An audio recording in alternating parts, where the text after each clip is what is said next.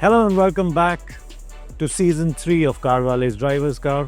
And yes, we're still at the MMRT in some rain.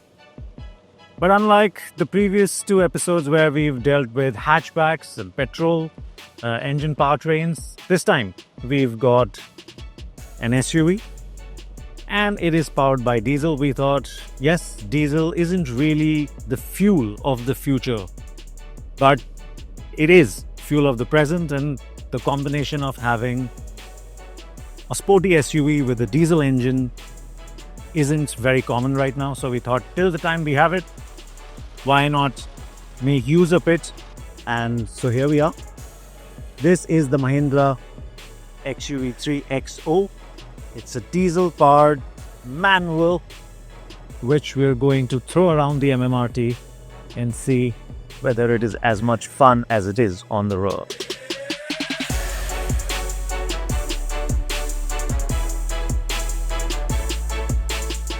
We love diesels here at CarWale, especially the good ones. And the 3XO's 1.5-litre 4-cylinder unit is one such engine. It makes 115 bhp, but more importantly, it packs 300 Newton meters of torque that is available from as early as 1500 RPM. It is also quiet and refined for a diesel. You can have the diesel with either an AMT or a manual. Naturally, we chose the 6-speed manual for this particular outing. The power is sent only to the front wheels, and even though the 3XO is an SUV, it doesn't sit all that high or heavy. So it shouldn't exactly be a handful on the track.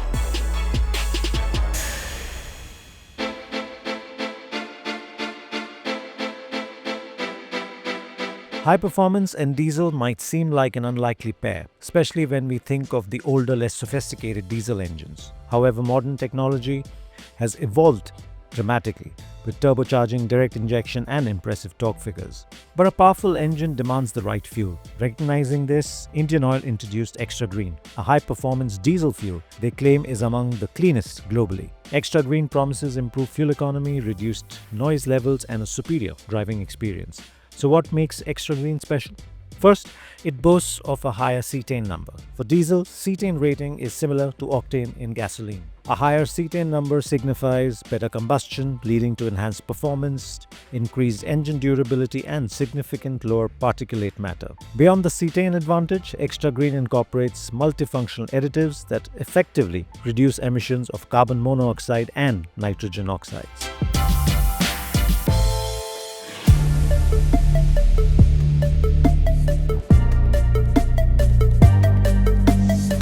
Now this might be a diesel, but it is a really nicely refined engine.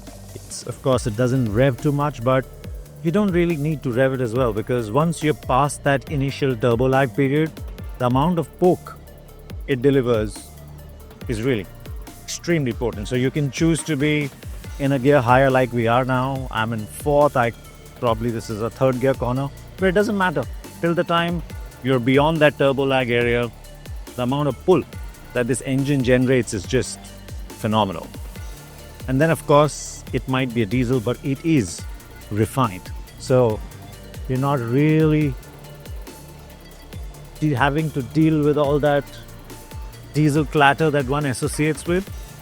You can barely hear the engine. You can hear it, of course. It doesn't sound as nice as a petrol does, and there is a hint of droning that's involved, but it's still a nice refined engine. And probably one of the stronger things on the XUV is of course this engine. 300 Newton meters of torque available not from the get-go, but still available pretty early in the RPM range. And so even now, I think we're in 3rd, we needed to be in 2nd, but I floor the throttle and whoop, it pulls us out of the corner. So very nice engine. So if you like driving and if you want the joys of a diesel engine, torque, fuel efficiency, well, this is the one to get.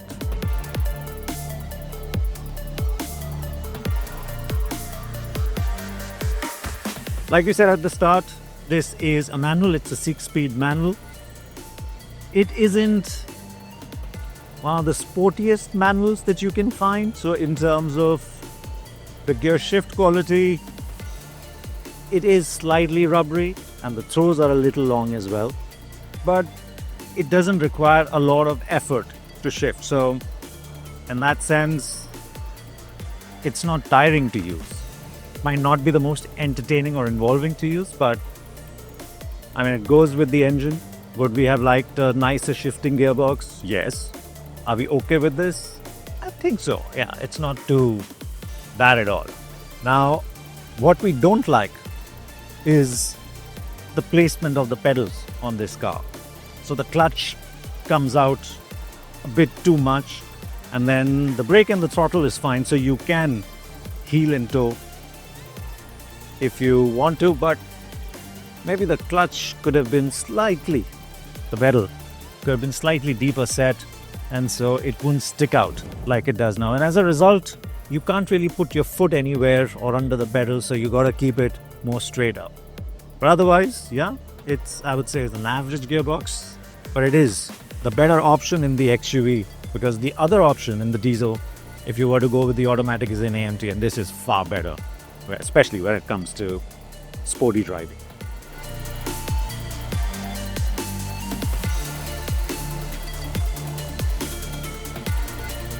The 3XO steering, you can choose to have a normal mode or sport mode. It changes the weight of how the steering feels in your hand.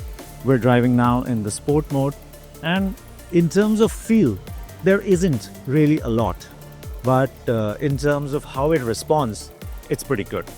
So you don't have a lot of turns lock to lock, so it's not a slow steering by any chance.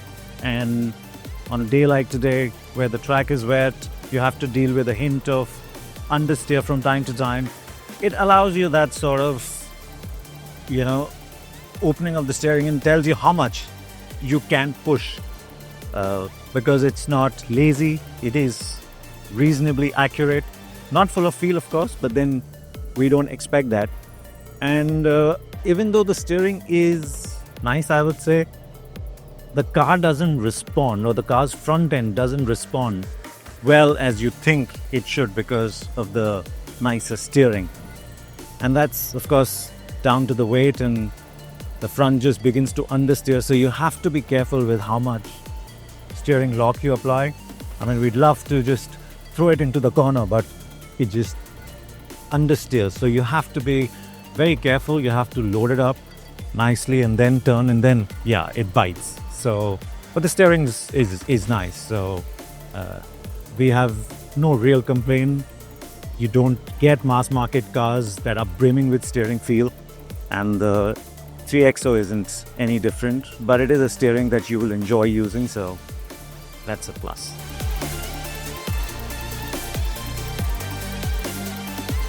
Now, one of the reasons we have the XUV in season 3 of our Drivers Car series is because of the way it handles. Now, it is an SUV, and therefore there are some compromises that come with it being an SUV.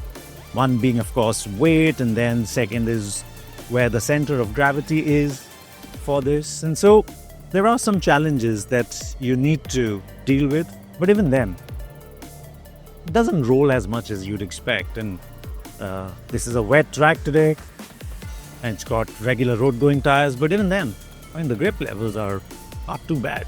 We're riding the curb sometimes, we're hitting some water puddles, there is a hint of aquaplaning there, we're hitting the curbs, but it stays true. The suspension setup is really nice. The chassis also feels good. There is a good amount of connect that you have with what is happening, and then there is a good amount of off-throttle oversteer as well. So if you find yourself understeering because you're carrying a little too much speed, or you can just mid-corner just back off, and you can feel the rear coming out.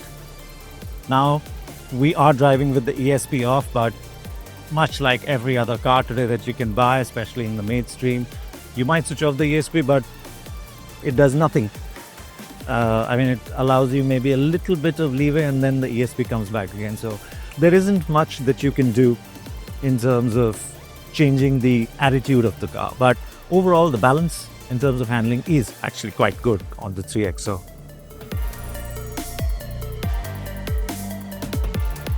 The braking on the 3XO we wouldn't say is very strong, but that could also be down to the road tires, because in terms of brake feel, bites, pedal travel, all of that, you can really rely on the 3XO, but it just doesn't stop as quickly because probably down to the grip levels offered in the tires. And we're not just talking about today where the track is wet, but even on the road, it is not a brake setup that will blow your mind, but of course you can rely on it. You can modulate it. If you want to carry some trail braking into corners, you can do that.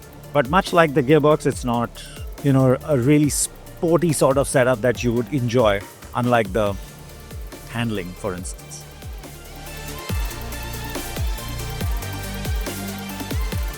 So what do we think of the 3XO at the track? A little wet.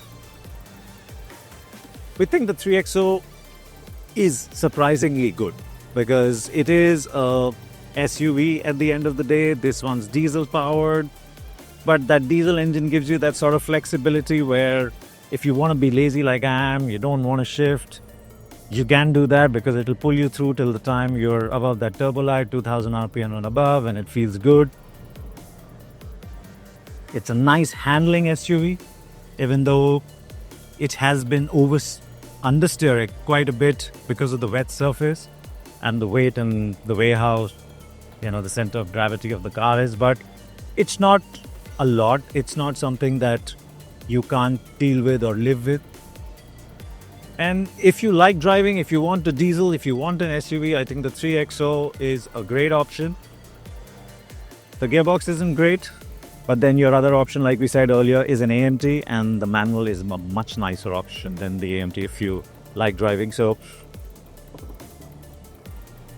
yeah, if you want a diesel-powered sporty SUV at an affordable price, get yourself the 3XO manual. It's been a nice, entertaining afternoon that we've had with the 3XO. I just wish that ESP wouldn't get in the way as much and he'd be able to change the altitude of the car instead of just fighting understeer almost everywhere. But yeah, it is what it is. Stay or come back for more in the series, and thank you so much for watching.